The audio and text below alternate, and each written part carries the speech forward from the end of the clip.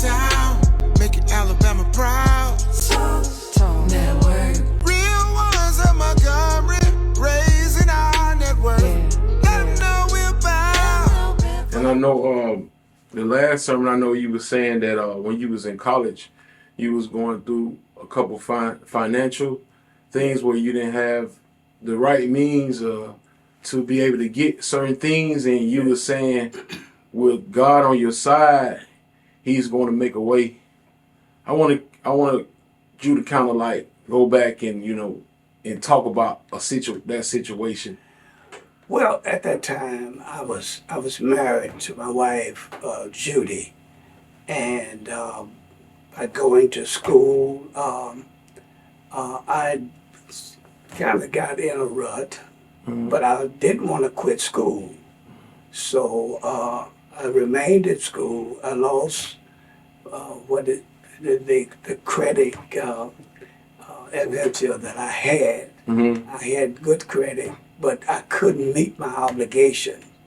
So things got really behind. But reason being, God takes care of His own. And that's what I realized, that God will make a way out of no way for you. He'll take care of you. Sometimes we rely on credit, but when that reliance falls out or gives out, then the Lord will carry you, such as He did in my case.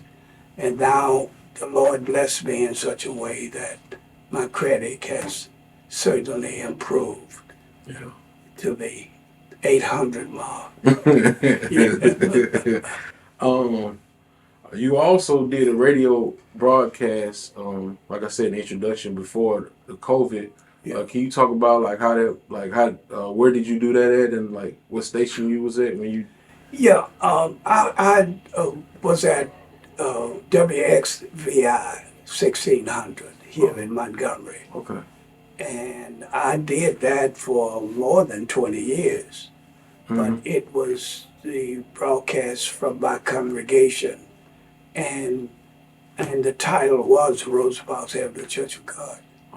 At 7:45 at WXVI on Sunday morning. Okay. I know you just talked about your wife Judy. How long? I know you married. So how long have you been married? We've been married about 65 years. Yeah.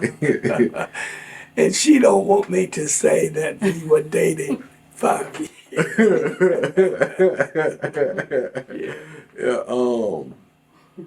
We were in school, by the way. Okay. Yeah, in high school. And so that's where the remaining years came in. That caused us to date for 5 years. Well, what high school did you go to in Birmingham? H. Parker High School. Okay. Birmingham. Okay. How many you have in it? Can you run down your kids, your grandkids? How many? Well, I'm glad you asked, because my daughter has 2 sons. Okay. And they both are college grads. My oldest son is a doctor. Oh, okay. And he's in Washington at the White House. He's doing radiation, and